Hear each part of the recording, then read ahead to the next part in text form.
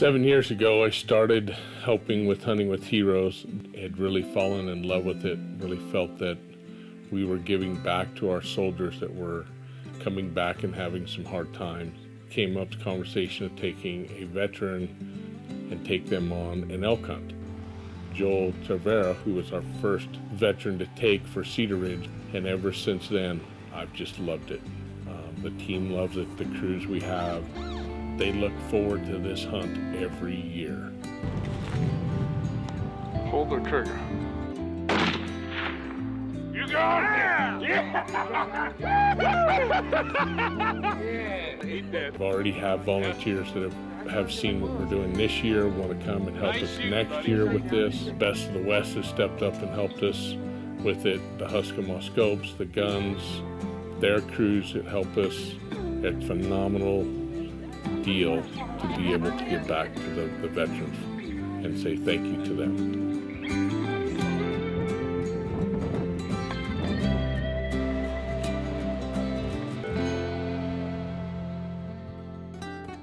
I entered the service in September of 1971. I had an assignment for what I thought was going to be Vietnam, but it ended up being Korea for 13 months on the demilitarized zone. And then it come time for my re-enlistment, so I re-enlisted to go to the 101st Airborne in Fort Campbell, Kentucky. And then I got orders for Germany. Did a lot of NATO training, a lot of reforger activity. During the time that I was on one of the reforger activities, when I got hurt, I broke a hand and I broke an arm and a bunch of ribs and injured my back pretty severely there. And so that kind of lingered with me for many years after that, but that's where most of my injuries occurred when I was stationed in Germany. Kirstie Ennis's show showed on TV for the first time. Jerry had watched this show.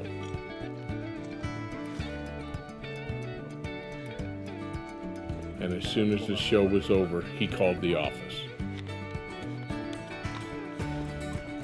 I give him Dan Curra's phone number with Hunting with Heroes. As the time went on, Jerry must have called me 40 times in that time. Hey, I haven't heard nothing back from Dan. I said, give him another call. So I called him. Dan Curra called me and said, listen, I think we've got a better candidate for this hunt. And I said, okay, we'll reach out to this gentleman and tell him I need to know now, because it takes so much preparation for us to get ready for this hunt. Jerry called me back a week later and said, I haven't heard back from Dan yet. And I said, let me call him. I'll call you right back. So Dan said, he really wants this hunt. I said, yes, he does. He said, you call him and tell him he got the hunt.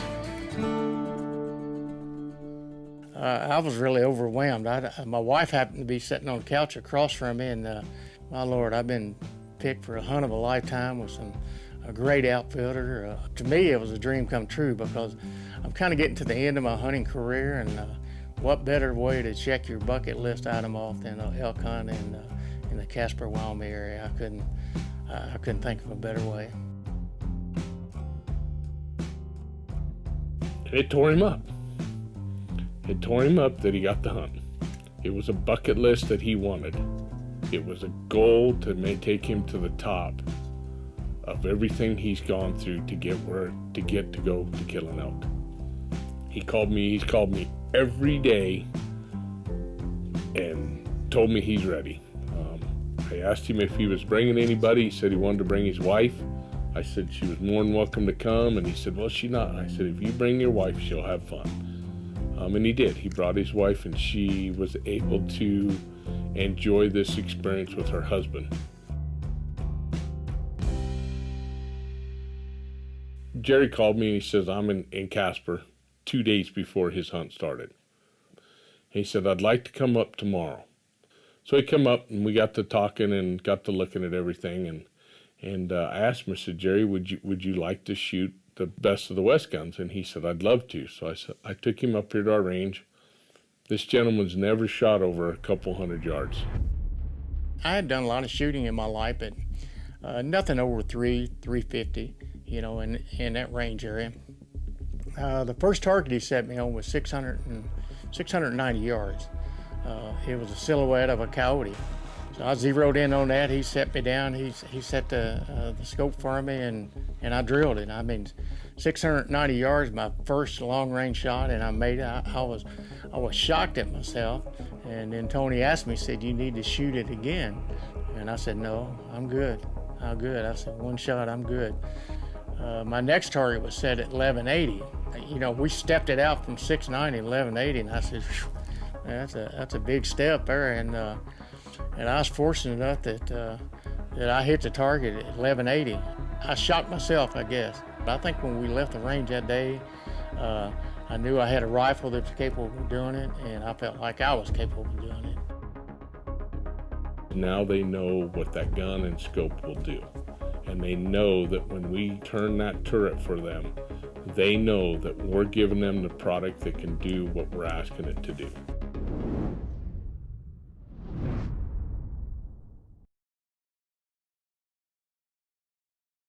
The Best of the West is brought to you by Hornady, accurate, deadly, dependable. Zeiss spotting scopes and range-finding binoculars. Huntin' Fool. The Best of the West shooting systems. Defiance Custom Actions. The Wild Sheep Foundation. Huskama Optics and LongRangeStore.com.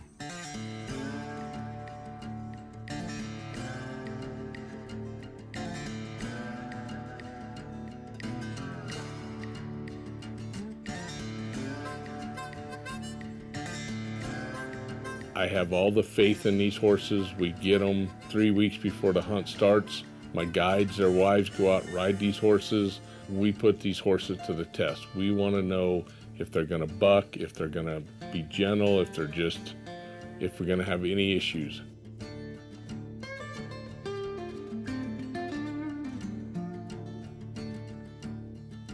Oh, it's probably been 45 years since I'd been on a horse. Yeah, I'm familiar with them. I got reacquainted in a pretty rough way.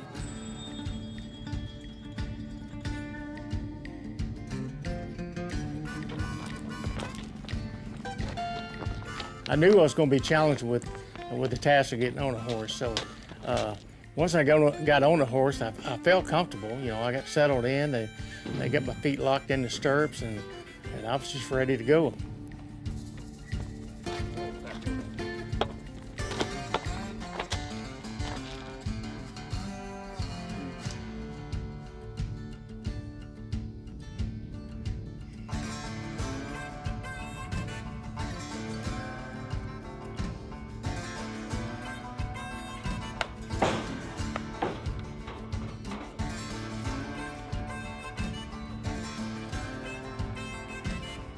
Got to get all the horses saddled up, get the panniers on the pack horses, get them in a horse trailer, and we were going to drive about 4 miles up from the lodge and unload, and then from there we were going to ride up.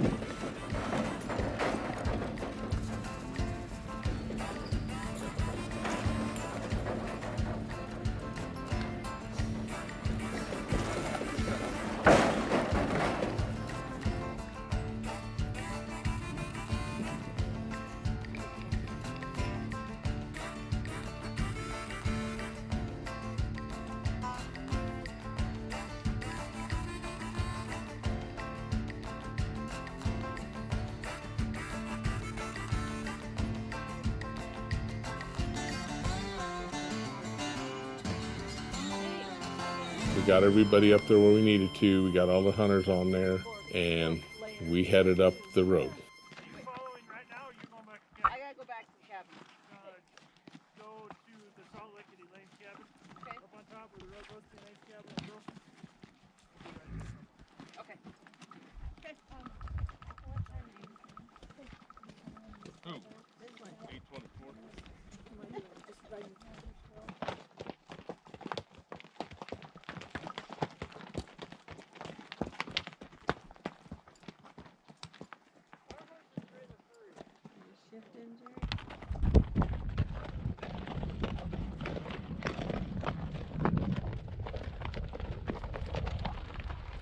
Took off up the road, and we weren't up on top 5 minutes, and we'd already spotted elk. Old Jerry was getting excited.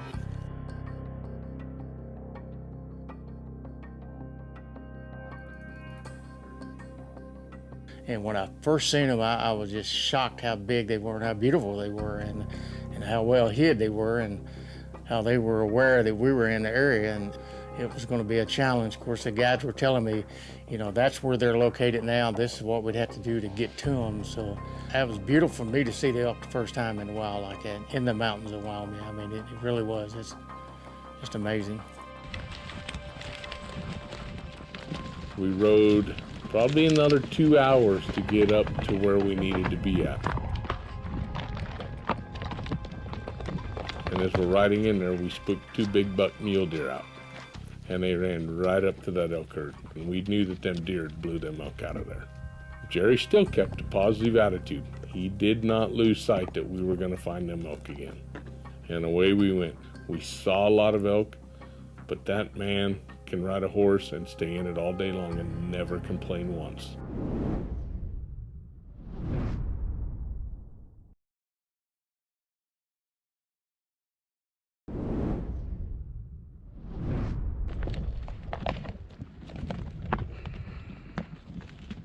I had asked how much farther we got to go, and and I was told one of the guys we got about 2 more miles.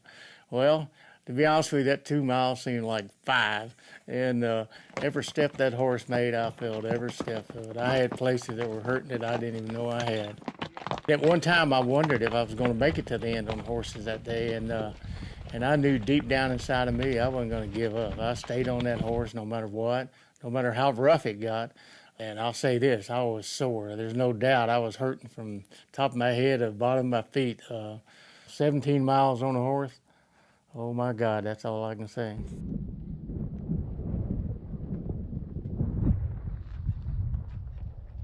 He was in some pain, but I still wanted him to be able to hunt. So I opted the second day to take the Rangers out and go and try and find him a bull elk. I was one happy camper when I found out we wasn't going on the horses the second day. But then again, I kind of miss it because it's just a beautiful ride too, but I didn't complain.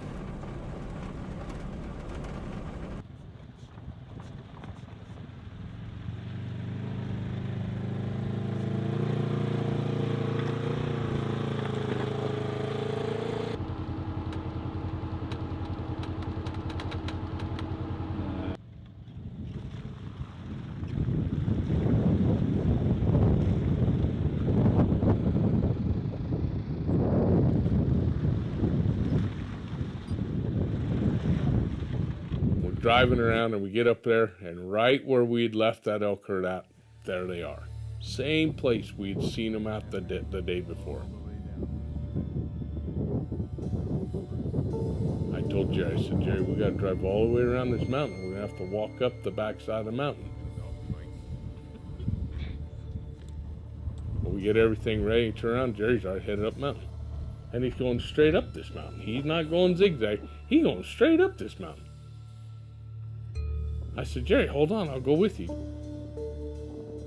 Plan was to sneak up the backside and sneak up over the top. That way we wouldn't spook the elk. They couldn't detect that we were coming. So I looked up at the top of that mountain.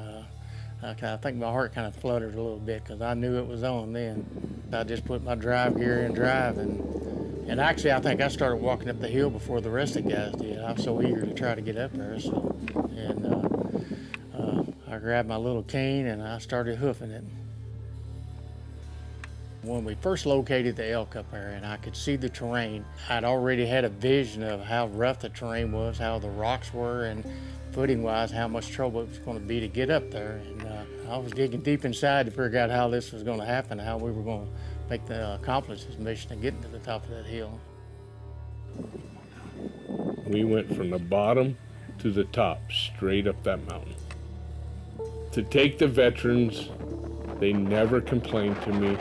They never give up. They always go. But that man walked up all the way straight up that mountain. And he says, I got the will to do what I need to do. Now, I need you to climb up that rock face about 10 feet through them boulders to get up on top of that because your bull's on the other side. And he said, I'm going. And he did.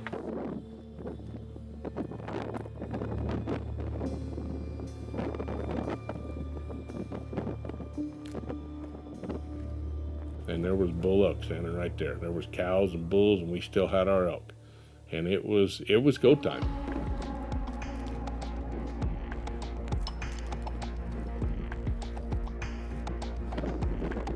And in my mind, I know that this bull isn't over 300 yards. The good thing with the Husky scopes is anything 300 yards and back, we don't have to turn our turrets. We know that that scope's going to do everything we're going to ask it to do. So I set Jerry down and I said, get in there, put comfortable. I said, you see that bull standing up there? And he goes, I see that bull, Tony. I said, then shoot him.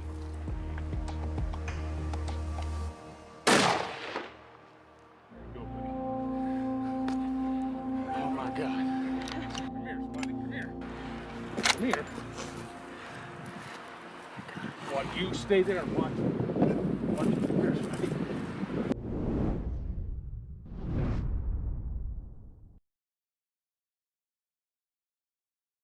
The Best of the West is brought to you by Hornady, accurate, deadly, dependable.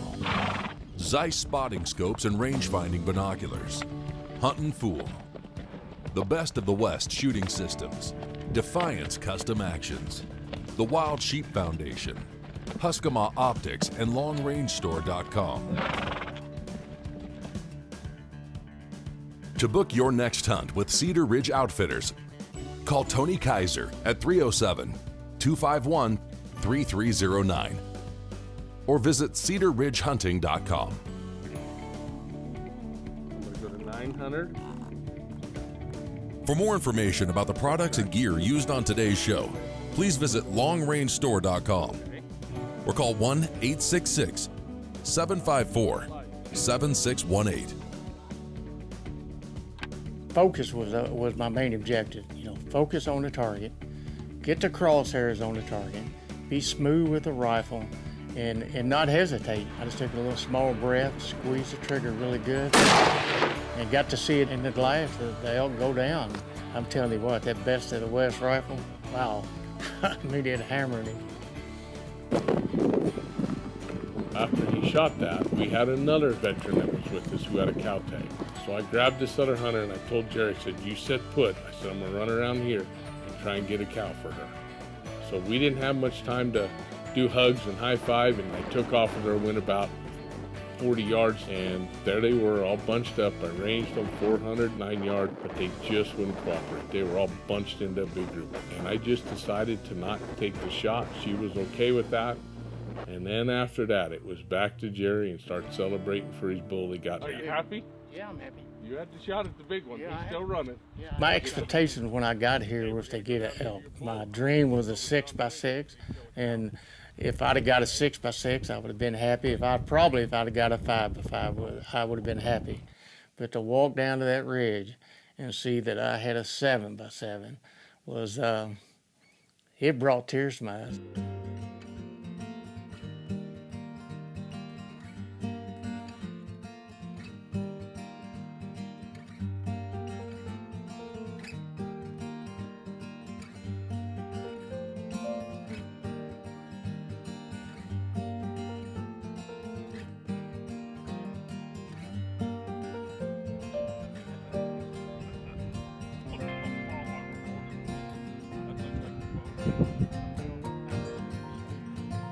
I couldn't believe it. I couldn't believe the size of him. Every expectation I had from the time I left Hope, Indiana, was fulfilled. Everything. Every dream I had about elk hunting, every time, and everything that I dreamed about the last year had come true. It had come true. It was done. It was done. I had my hands on it. That's what I'm talking about. Congratulations. Man. Thank you, Tony Kiser. You're welcome. Thank my friend Tammy. And Gary. Thank the good Lord. It's been a hunt of a lifetime for me. You know, this hunt means the world to me, but what means the most to me is that my wife is going to be at my side when I kill my first elk. It may be my only elk, but to actually have her with me and experience the guide process and the hunting process and the scouting process, it's just, I couldn't write a script any better. I mean, yeah, I don't think I would have enjoyed it as much if I hadn't had my wife with me, because she was part of it. If anybody asks me if elk hunting is easy, it is not easy. It is tough, and it's not only a physical challenge, but a mental challenge. You know, staying focused on what your objective is, and it tests you. It really does. It pushes you to your limit, and you know, you have to reach deep down inside. I mean, and for me to be able to maneuver up to that elevation and do it with a prosthetic, it challenged me because I had to do things I'd never done before in ways I'd never done it before. But I was focused. I had a goal in mind, and the good Lord put me there.